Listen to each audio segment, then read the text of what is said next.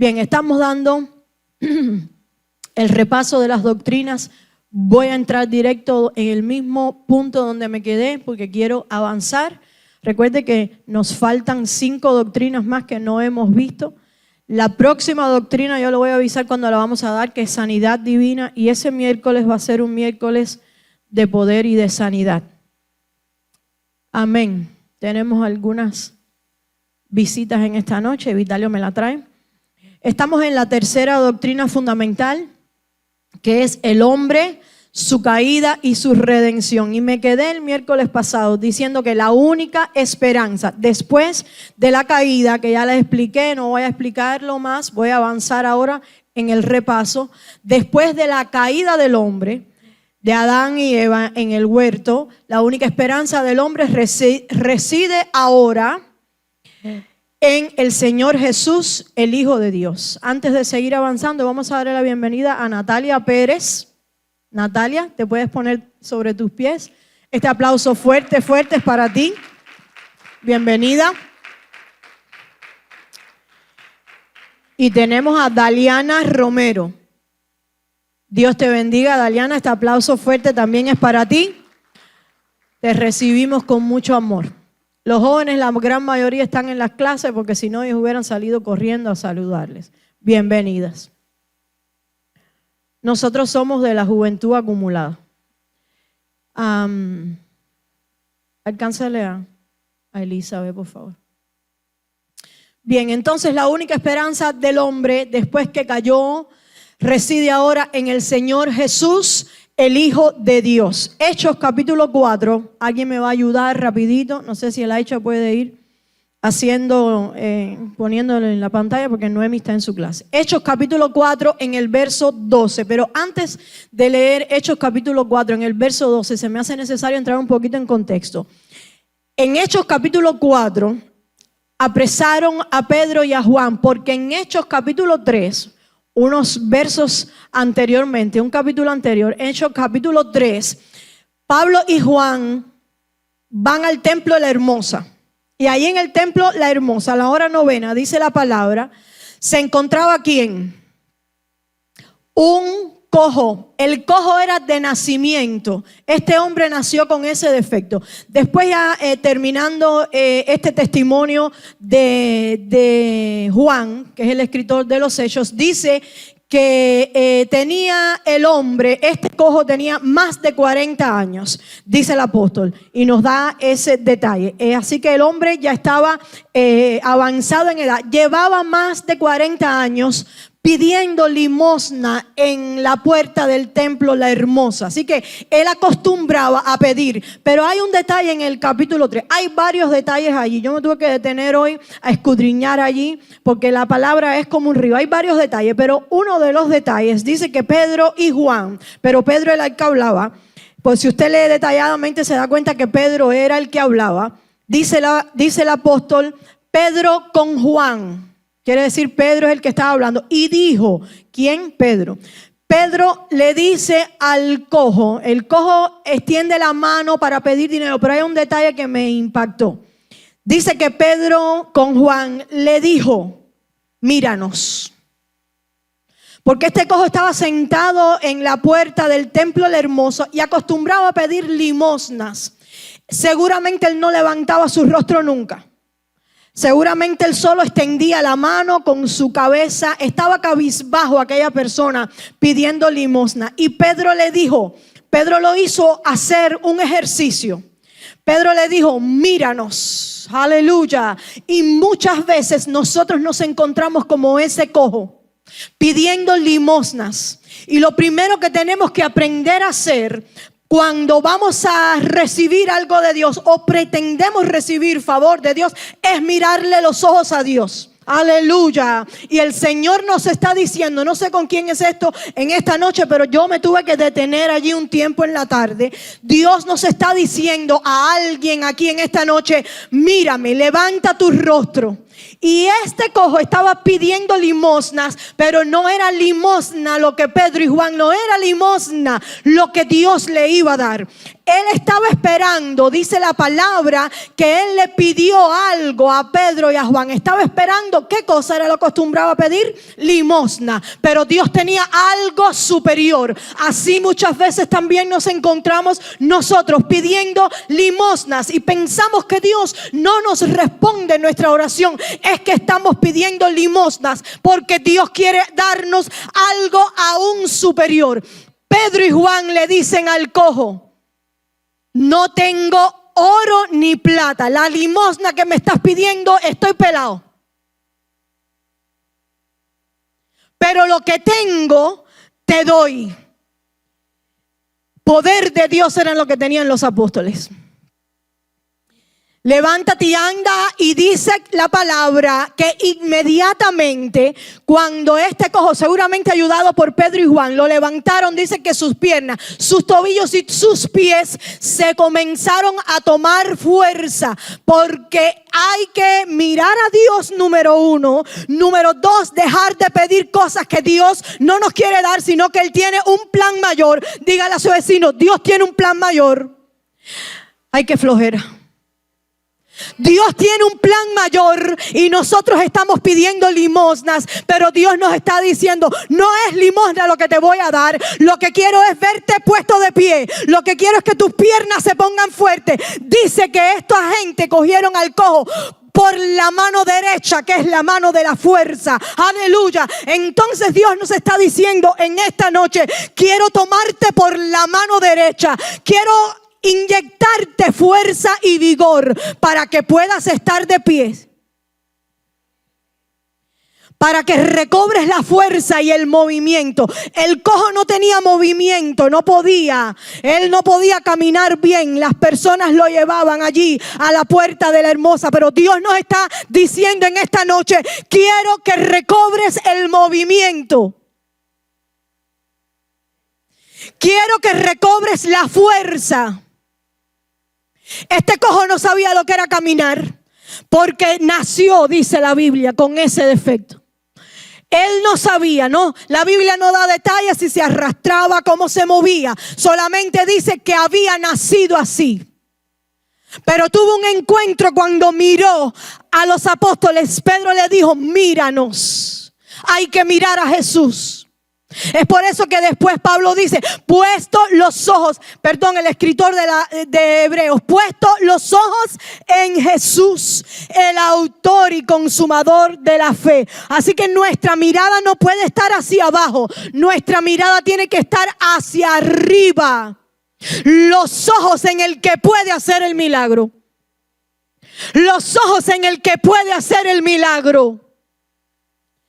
No en dependencia de la limosna que me pueda dar nadie, sino esperando el milagro de Dios para mi vida. Cuando usted y yo esperamos el milagro de Dios para nuestras vidas, entonces recibimos lo sobrenatural de Dios. Pero mientras estamos esperando limosnas vamos a obtener ayudas y favores de hombres, quizás no el favor de Dios que estás esperando. Y en esta noche el Espíritu Santo le quiere recordar a alguien: no esperes limosna de nadie, espera de mí. Aleluya. Que soy el que le doy el sentido a tu vida, que soy el que completo el cuadro de tu vida, que soy el que te dice por dónde tienes que caminar. Entonces ese era el contexto antes del capítulo 4. Hicieron un milagro Pedro y Juan. Se levantó el cojo, y ¿saben lo primero que hizo el cojo? No hizo como algunos que reciben el milagro y se olvidan. Dame un hijo, Señor, que me muero si no me das un hijo. Lleva 10 años pidiendo por un hijo, y el día que tienes un hijo no puedes venir a la iglesia porque tengo un hijo. Dame un carro para ir a tu iglesia, Señor, y cuando tengo un carro voy para el mall, para los mandados, para esto y para lo otro, y a la iglesia no puedo venir.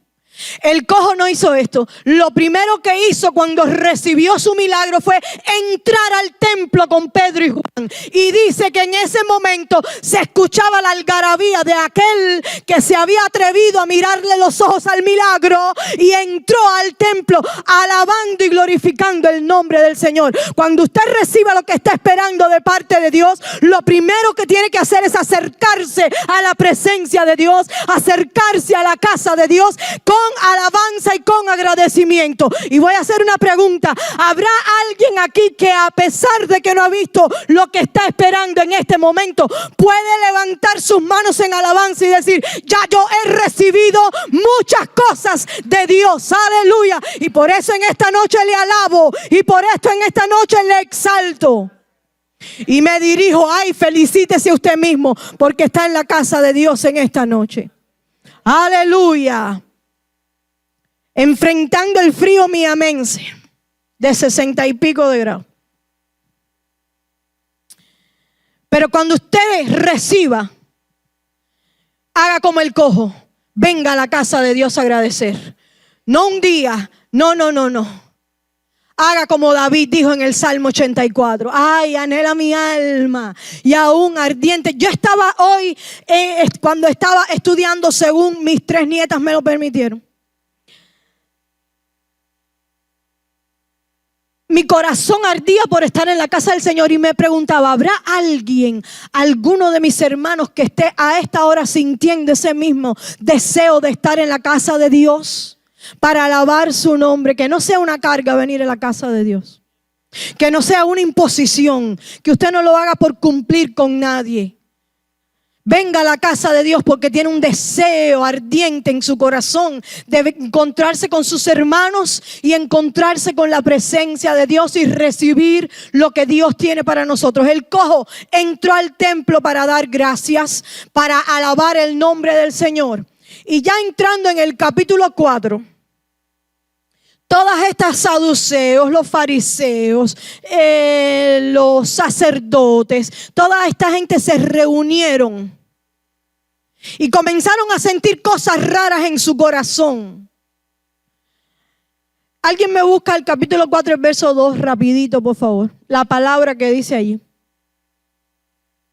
Resentimiento. ¿Me lo puedes leer el verso 1?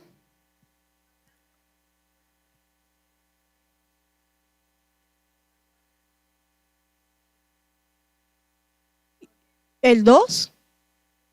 Resentidos de que enseñasen al pueblo y anunciasen en Jesús la resurrección de los muertos. Fíjense qué tipo de personajes eran estos, que los saduceos predicaban la resurrección torcida, pero la predicaban. Y estaban entonces resentidos porque automáticamente, después que Pedro y Juan entran al templo con el cojo y la algarabía del milagro, Pedro comienza a predicar. Lo que es entonces la segunda predicación de Pedro después de Pentecostés. Pedro comienza a predicar, se comienzan a convertir miles. Terminando el capítulo 4, dice que eran 5,000 solo los varones que se convirtieron en ese momento, sin contar los que se convirtieron en Pentecostés. Y esta gente lo que sintieron fue resentimiento, porque Pedro y Juan estaban predicando la palabra del Señor. ¿Sabes lo que sucede cuando usted comienza a actuar según el propósito de Dios en su vida? Van a haber muchos resentidos. El enemigo se va a poner de pie y va a decir: hey, pero ¿qué le pasó a este si yo lo tenía tranquilo? Yo lo tenía domesticado. Y nada más que le sacaba un diente empezaba a temblar porque me tenía miedo. ¿Y qué pasó ahora? Entonces el enemigo se comienza a preocupar y se levanta la oposición. Si estás sintiendo oposición en tu vida, si estás sintiendo que hay una pared frente, es el enemigo para que tú no avances. Díselo ahí a tu vecino: hey, es Satanás para que tú no avances en el propósito de Dios. Cuando usted comienza y se decide por Dios y dice, yo voy a hacer lo que Dios me llamó a hacer, yo voy a ejercer todo el don y los talentos que Dios me dio, los voy a multiplicar, el enemigo se va a levantar. Por eso el libro de Isaías dice, se levanta el enemigo como un río. Pero qué bueno que no se queda ahí, dice, pero el Espíritu de Jehová levantará bandera. El enemigo viene como un río, pero el Espíritu de Jehová levanta bandera a favor de sus hijos. Entonces, no quiero a nadie en esta iglesia llorando por los rincones porque tiene un poco de oposición. Porque si tienes oposición, es señal de que vas por buen camino. Dile a tu vecino, si tienes oposición, es señal de que vas por buen camino. Es señal de que Dios está haciendo algo contigo. Es señal de que está a punto de romperse algo en tu vida. Esa es oposición. Satanás no se mete con nadie que no le represente a él pérdida. No, Satanás se mete con aquellos que están ungidos. Satanás no quiere que los ungidos se levanten. Satanás no quiere que los ungidos prediquen. Satanás no quiere que los ungidos extiendan sus manos para orar por los enfermos. Entonces, si sientes oposición, un aplauso para ti en esta noche. Vas por buen camino, vas en la dirección correcta. Olvídate de los resentidos. Olvídate de los que te están señalando. Mira a Jesús. Aleluya. Mira a Jesús. Yo siento el poder de Dios en esta noche. Por eso sé que Dios le está hablando a alguien. Mira a Jesús. No abandones tu posición. No abandones lo que Dios te dio. No te retires ni te retractes. Si hay alguien que se tiene que retirar, si hay alguien que se tiene que retractar, ese es Satanás. Pero los ungidos de Dios avanzamos al premio del supremo llamamiento. Aquí no hay nadie que se vaya a retirar. Solo Satanás. Y si él viene por un camino, dice la palabra, por 7 caminos tiene que huir en el nombre de Jesús. Así que levante su mano conmigo y diga, yo no me retiro. Esta batalla le pertenece a Dios. La victoria es de Dios. Aleluya. La victoria es de Dios. Entonces estos resentidos, ¿qué es lo que hacen? Querer apresar a los ungidos. Los resentidos quieren que los ungidos no caminen. Y encima de que quieren impedirle el paso a los ungidos, quieren contaminar a los ungidos. Los resentidos quieren contaminar. ¿Y qué hicieron? Retener a Pedro y a Juan. Llamarlos a contar frente al concilio y todo ese montón de gente. Pero hay otra parte ahí en el capítulo 4, usted escudriñelo, creo que es el verso 8, 9, alguien me puede decir. Dice la Biblia, pero Pedro, aleluya, lleno del Espíritu Santo. Entonces Pedro, lleno del Espíritu Santo, les dijo, y por ahí para allá empezó el otro discurso de Pedro. Porque Pedro ya había sido lleno del Espíritu Santo en Pentecostés. ¿Y por qué dice la Biblia? Entonces Pedro, lleno del Espíritu Santo. Vuelve a decir que Pedro se llenó del Espíritu Santo. Unos versos más adelante, cuando Pedro y Juan son liberados, se encuentran con sus compañeros. Seguro estaban los demás discípulos y otros tantos que ya conformaban la iglesia de Jesucristo. Y ellos comenzaron a orar cuando Pedro y Juan le cuentan todo lo acontecido, que habían sido apresados por el concilio y que el concilio los había amenazado para ver si podían retenerlos, que ellos no hablaran más, porque Satanás eso es lo que quiere, que tú no hables más, tenerte tu boca callada. Tenerte tu boca cerrada. En el trabajo no puedo hablar, en mi casa no puedo hablar, en ningún lugar. Me siento tan cansado que ya no puedo hablarle a nadie de Cristo. Satanás quiere retener lo que Dios ha puesto en ti. Pedro y Juan son liberados. Van a donde están sus compañeros, y ¿saben lo que comenzaron a hacer todos allí, en el lugar donde estaban reunidos, escuchando la historia de Pedro y Juan? Dice la Biblia, en el mismo capítulo 4, que comenzaron a hacer oraciones. Ellos no se asustaron por la amenaza de toda esa gente. Comenzaron a hacer oraciones. Y dice que mientras oraban, esta es la segunda vez que lo dice el libro de los Hechos, el lugar donde estaban reunidos tembló. Aleluya. Y fueron todos llenos. Pero ya no habían sido llenos.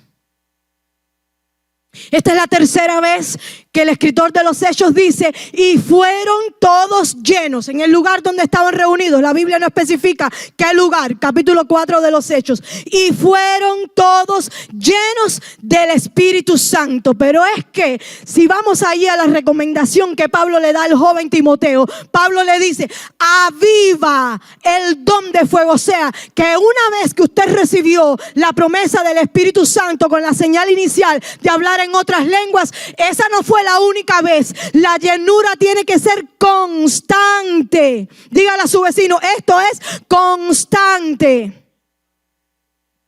¿Ustedes comieron antes de venir hoy?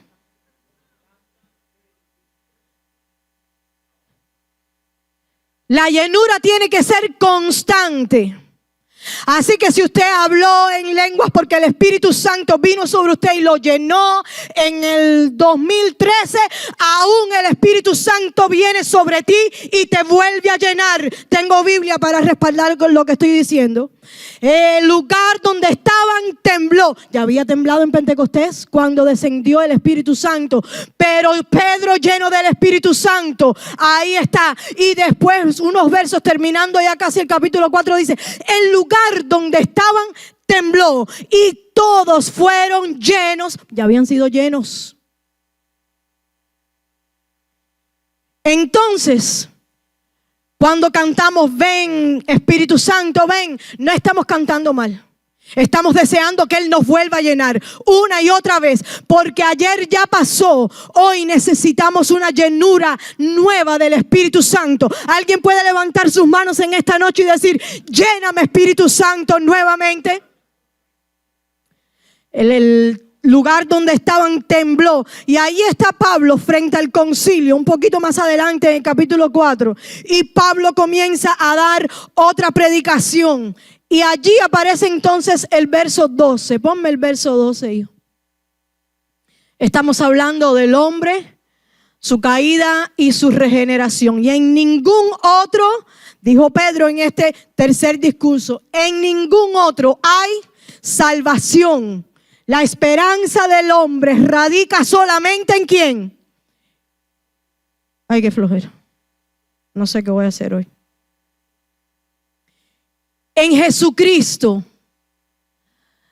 Porque no hay otro nombre bajo el cielo dado a los hombres en el cual podamos ser salvos. ¿Ya entendió usted todo el contexto, todo lo que estaba pasando cuando Pedro en su tercera predicación dice esto? En ningún otro hay salvación. Estaba frente al concilio, estaba frente a los resentidos, pero Satanás y los resentidos no pudieron callarle la boca a Pedro.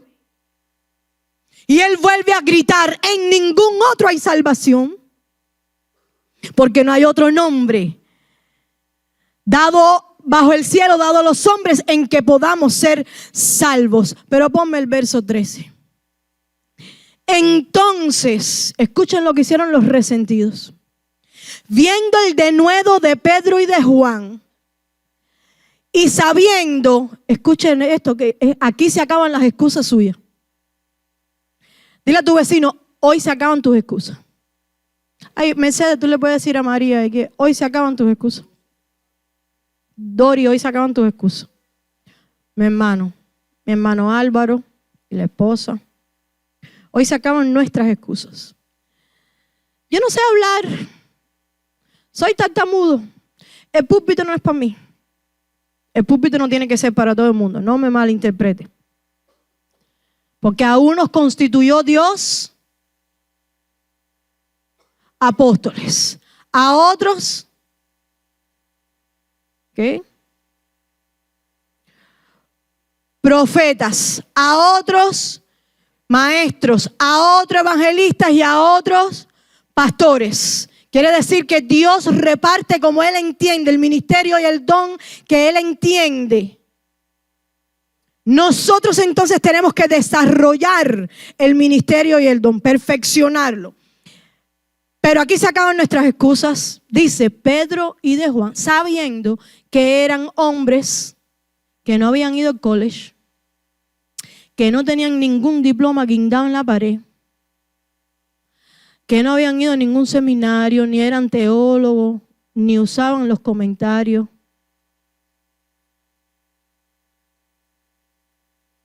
Porque estamos en el tiempo de los teólogos que intimidan a las ovejas y que las ovejas se piensan que todo el mundo tiene que predicar así y todo el mundo tiene que tener el mismo conocimiento. Mentira del enemigo para callar la boca de la gente. Dice la Biblia, Pedro y de Juan, y sabiendo que eran hombres sin letras y de vulgo. Ahora, buscando el balance, tenemos a Pablo,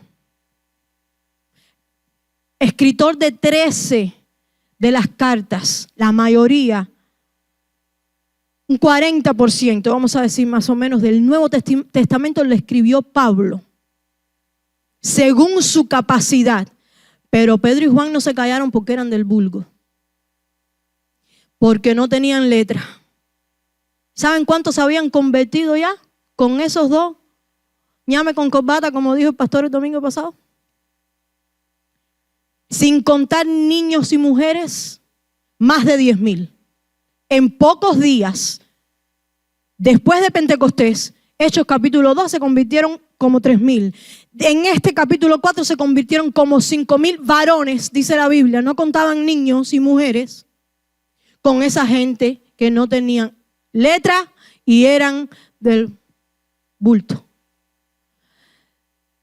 Entonces, viendo el denuedo de Pedro y de Juan y sabiendo que eran hombres sin letras y del vulgo, se maravillaban y les reconocían que habían estado con Jesús. ¿Y por qué?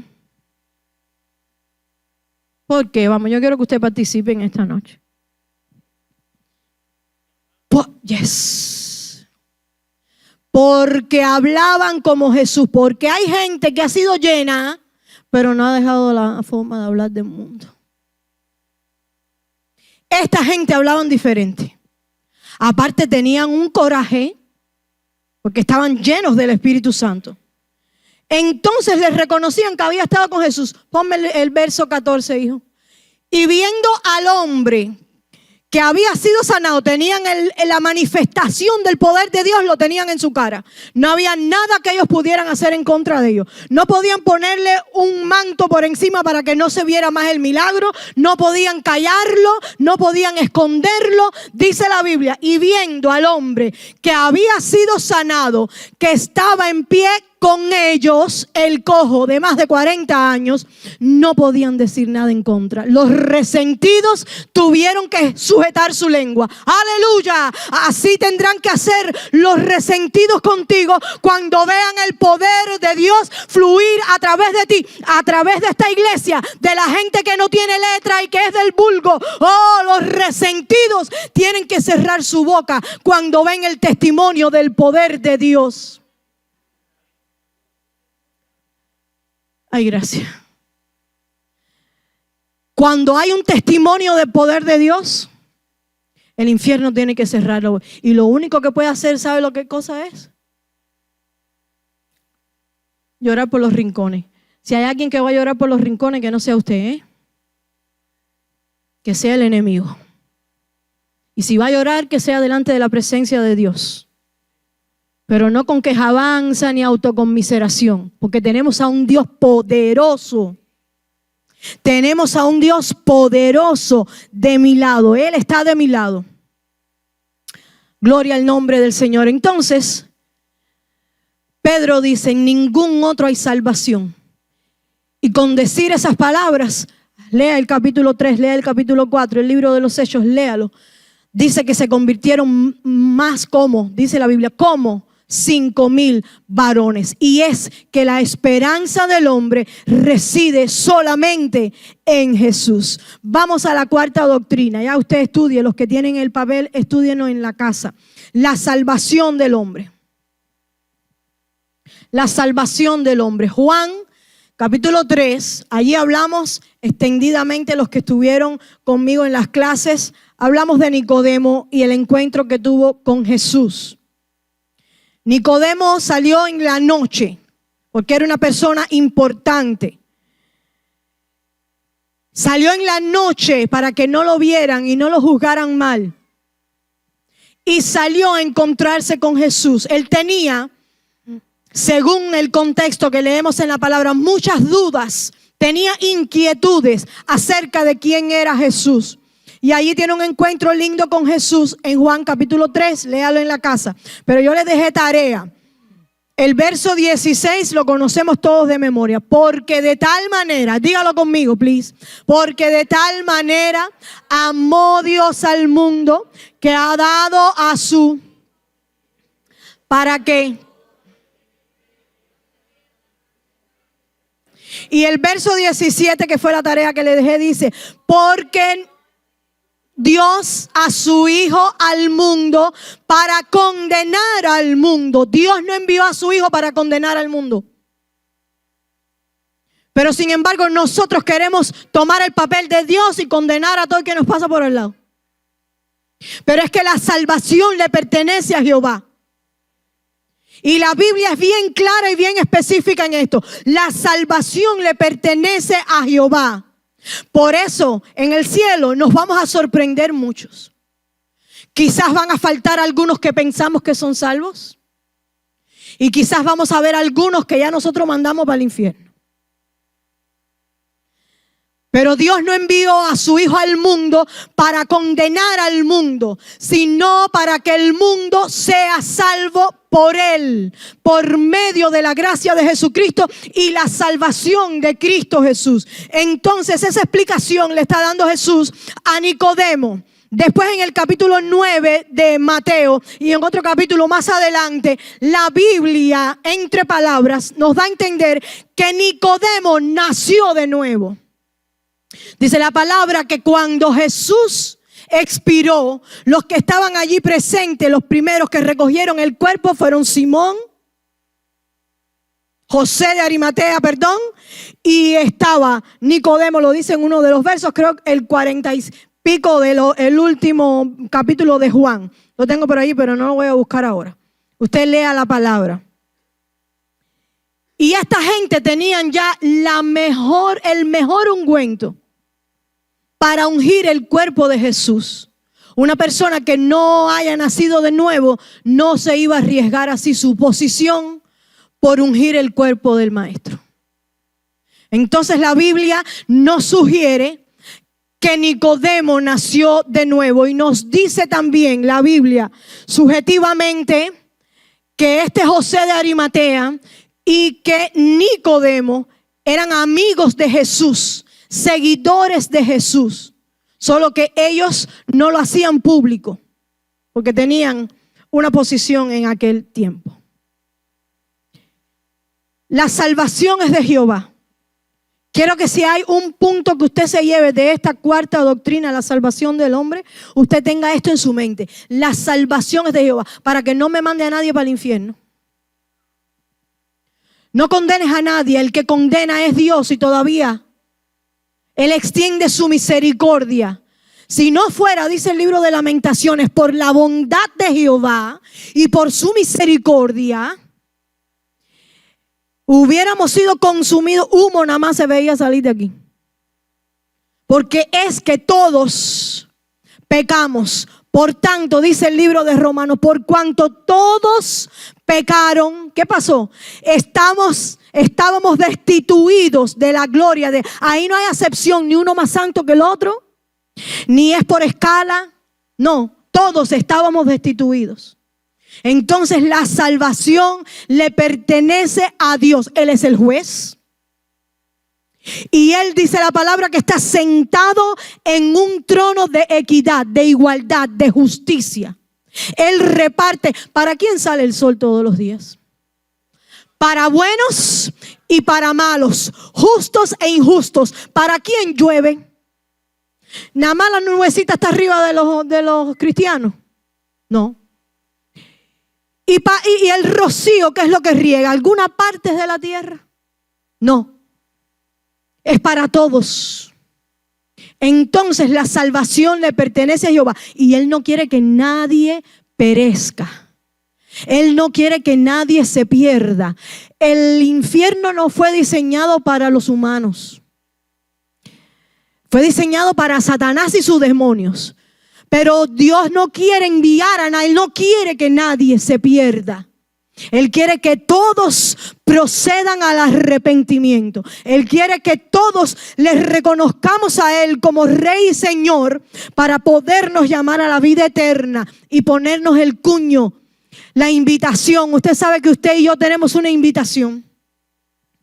Esa invitación te da legalidad para entrar al reino de los cielos. Es como el famoso pasaporte que nos predican. Pero si el pasaporte no tiene visa, no te vista que no vas. Si usted llega a un aeropuerto con un pasaporte y vas a República Dominicana y no tienes la visa de República Dominicana, te van a decir. El pasaporte espiritual de nosotros tiene que estar con la visa, acuñado por la patria celestial, por el dueño de todo lo que existe. Entonces la salvación le pertenece al Señor. Por más que tu jefe te caiga mal, por más que tu esposo te haga la vida miserable, tu esposa no te respeta, la salvación, no me mande a nadie para el infierno. No juzgue a nadie. Yo estaba hablando los otros días en la casa con mis padres. Y hay una artista cubana. Ella se llama Aimee Nubiola, que tiene un esplendor así grandísimo. No sé si alguien la ha visto. Y los otros días yo estaba escuchando un video que ella dijo, dicen que me convertí al Señor. Yo no me convertí al Señor ahora. Yo le entregué mi vida a Jesucristo, que es mi Rey y mi Salvador, hace más de 20 años. Y yo le sirvo a Dios. Y comenzó a hablar como cualquier cristiano maduro. Y las apariencias me hubieran dicho que Aimee Nubiola iba para el infierno. Entonces la salvación le pertenece a Jehová. El que conoce los corazones es el Dios que lo creó, que creó todas las cosas. Nosotros, siempre me gusta buscar el balance de la palabra, tenemos la palabra. Y Jesús mismo dijo, por sus frutos los conoceréis. Entonces aquel, a pesar de que venga a la iglesia y no se ha arrepentido, no está avisado para entrar a la patria celestial. Y la Biblia me dice que por sus frutos los conoceréis. Pero yo no soy la persona indicada para decir si tiene la visa o no. El único indicado para dar salvación fue el que murió por mí. Y el que murió por ti, el que murió por tu esposo, el que murió por tu hijo, el que murió por tu vecino y por el jefe de tu trabajo. Es el único que tiene toda potestad para decir quién sube o quién baja. Entonces, dice que Él no vino al mundo, Él no envió a su Hijo para que el Hijo viniera a condenar a todo el mundo, no. Él envió a Cristo Jesús para que Cristo salvara al mundo. El hombre es salvo por la experiencia de la regeneración y la renovación del Espíritu Santo. Dice Romanos 10:13, porque todo aquel que invocar el nombre del Señor será salvo. Efesios 2:8 y 9 dice, porque por gracia sois salvos por medio de la fe. ¿Cómo se adquiere la salvación? Por medio de la fe. Y esto no de vosotros, pues es don de Dios. No de los hombres, es don de Dios, no por obras, para que nadie se gloríe. Tito 2:11 al 13 dice, porque la gracia de Dios se ha manifestado para salvación a todos los hombres, enseñándonos que, renunciando a la impiedad, ¿ve? Hay que hacer una renuncia. Y a los deseos mundanos vivamos en este siglo sobria, justa y piadosamente, aguardando la esperanza bienaventurada y la manifestación gloriosa de nuestro gran Dios y Salvador Jesucristo. El mismo Tito 3:5 al 7 dice, nos salvó, no por obras de justicia, no por obras de justicia que nosotros hubiéramos hecho, sino por su misericordia. Esto no es a ver quién hace más que el otro. No es una competencia, ni tus obras te van a poner en el cielo. Aunque la vida de fe nos lleva a hacer buenas obras, las obras no te van a poner en el cielo, sino por su misericordia, por el lavamiento de la regeneración y por la renovación en el Espíritu Santo, el cual, escuche esto, el cual derramó en nosotros abundantemente por Jesucristo nuestro Salvador, para que justificados por su gracia, viniésemos a ser herederos conforme a la esperanza de la vida eterna. Doctrina número 5, el bautismo en agua. La tarea que dejé fue Mateo 28, 19. Elacha, pónmelo ahí rapidito. Mateo 28, 19. El bautismo en agua es un mandato y cumplimos con él como testimonio de que somos nueva criatura. Es un simbolismo. Cuando entramos a las aguas del bautismo, sale el hombre nuevo. No quiere decir que desde que usted y yo dijimos, ven Señor Jesús a mi corazón, límpiame, somos nueva criatura. Pero este es un simbolismo de la obra regeneradora que está haciendo el Espíritu Santo en nuestras vidas. Por tanto, lo hacemos obedientemente. Jesús lo hizo. ¿Necesitaba Jesús hacerlo? No, pero lo hizo para que se cumpliera la profecía y para darnos ejemplo. Porque Él fue ejemplo para nosotros en todo. Entonces Jesús bajó a las aguas bautismales. Usted lo conoce allí. Juan capítulo 4 y creo que Lucas capítulo 4 también coinciden. Dice Mateo 28, 19. Por tanto, id y haced discípulos a todas las naciones, bautizándolos en el nombre del Padre y del Hijo y del Espíritu Santo. Así que esto fue mandato de Jesús. Él nos dijo cómo debíamos comenzar a vivir la vida cristiana. Una nota aclaratoria que quiero que usted tenga siempre presente en su mente, ahí usted la tiene en la hoja de repaso, que el bautismo de niños no tiene respaldo alguno en las Escrituras. Esto es una práctica que se comienzan a hacer la Iglesia Católica alrededor del siglo V. Comienzan a bautizar niños, pero esto no tiene respaldo bíblico, ni tampoco los judíos hacían esto. Los judíos lo que hacen es lo que hacemos nosotros, dedicar los niños delante de la presencia de Dios. Eso es lo que tiene respaldo. Jesús dijo, dejad los niños venid a mí y no se lo impidáis, porque de los tales es el reino de los cielos. En la Biblia, el bautismo siempre tiene como condición el arrepentimiento y la fe. Para ser bautizado usted tiene que haberse arrepentido de todos sus pecados, porque si no solamente lo estamos mojando nada más.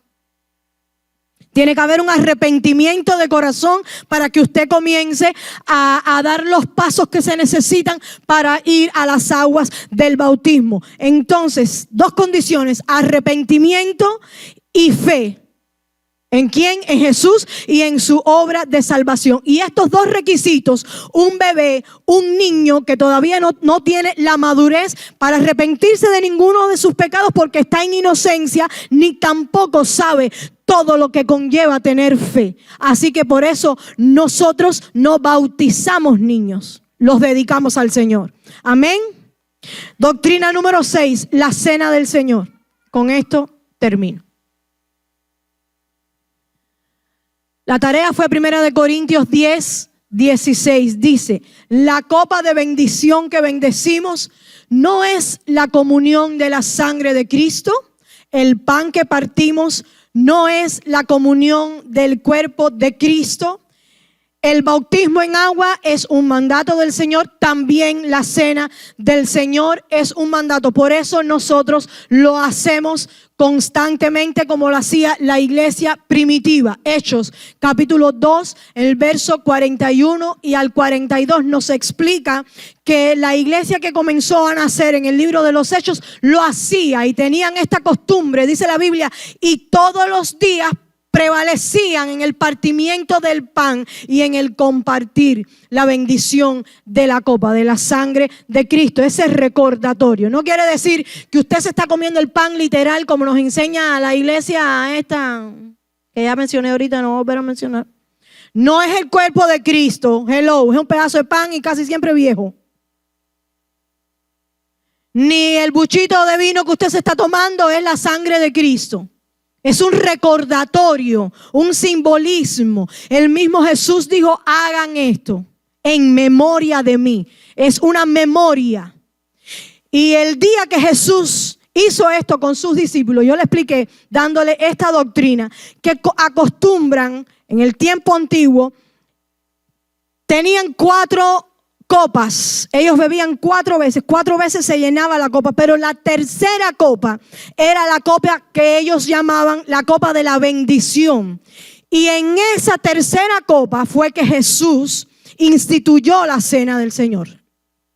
En esa tercera copa. Porque es la copa de la bendición donde ellos tomaban un tiempo para bendecir. Entonces, contrario a lo que nos enseñan muchas veces, no tomamos la cena como condenación o afligidos por el pecado. Ciertamente, Pablo lo aclara allí en 1 Corintios capítulo 11, capítulo 10 y capítulo 11. Pablo habla de la cena del Señor en esos 2 capítulos. Pero si bien Pablo nos está diciendo cómo debemos acercarnos a la presencia de Dios, no quiere decir que nosotros nos tengan que estar temblando las canillas porque vamos a tomar el poco de vino y el pan en memoria de Dios. Nos acercamos, como dice Pablo también, al trono de la gracia quieta y reposadamente. Recuerde, la salvación le pertenece a Dios. Aleluya. Entonces, cuando tomamos esta cena, simbólicamente y en memoria de Jesús, lo que estamos haciendo es trayendo y recordando las bendiciones de Dios para nuestras vidas. Lo hacemos para bendición y también recordando una palabra que todavía no ha tenido cumplimiento, pero en breve está por suceder, recordando que Cristo viene pronto. Aleluya. Jesús dijo, y el apóstol dijo, haced esto en memoria de mí. Todo eso nos va explicando las palabras. Y por último dice, hasta que yo regrese. Aleluya. Así que esto también lo hacemos en obediencia al mandato de Jesús. Lucas 22, 14 al 20. Nos dice la palabra que celebrar la cena es recordar el precio de la fidelidad de Jesús y su muerte expiatoria. La Santa Cena no es solamente un ritual, sino una bendición que recibimos. Póngase de pie en esta noche. Continuamos el miércoles que viene. Si usted todavía no ha sido bautizado, me puede ver allá la hermana María. María, levanta tu mano. Allí ella es la encargada de dar el discipulado para los que quieren bautizarse. Ya comenzó un grupo nuevo, así que usted puede también tomar este paso. Levante sus manos conmigo. Recuerde, el sábado tenemos a las 5:30 la actividad con los matrimonios. Yo no sé, mira, más que levantar su mano, lléguese allí a algún hermano en esta noche. Ponga su mano sobre algún hermano. Varón con varón y mujer con mujer, por favor. No porque los varones no puedan bendecir a las mujeres y las mujeres no puedan bendecir. Solo lo hacemos por cuestión de orden. Allí, busque a un hermano, busque a una hermana y bendígale ahora. Vamos, desate bendición sobre su hermano. Las bendiciones del Señor. No le diga lo mismo, Dios te bendiga. No. Use su boca, use su intelecto, use la palabra que usted conoce y proclame bendición sobre la vida de su hermano. Aleluya. Dígale, Jehová bendiga tu salida y tu entrada. Jehová haga resplandecer su rostro sobre ti. Jehová te dé paz en esta noche. Jehová te restaure. Jehová sane tus heridas. Jehová restaure tu economía. Te dé un buen trabajo si no lo tienes. Que el Señor multiplique la obra de tus manos. Que el Señor ponga tu vida en orden. Que el Señor ponga tu familia en orden. Que el Señor te dé lo que estás esperando, sujeto a su voluntad. Vamos, bendiga ya a su hermano. Dígale que el Señor te dé salud divina en esta noche. En el nombre de Jesús, en el nombre de Jesús. Padre, al partir a nuestros hogares lo hacemos con acciones de gracias. Gracias por tu presencia, gracias por esta noche, gracias por llamarnos, gracias, Señor, por todo lo que has hecho en nuestras vidas. Guárdanos, Señor, al partir a nuestras casas y que mañana mis hermanos al abrir sus ojos sientan nuevas fuerzas. En tu nombre yo te lo pido. Amén y amén. En el nombre de Jesús, la iglesia dice amén.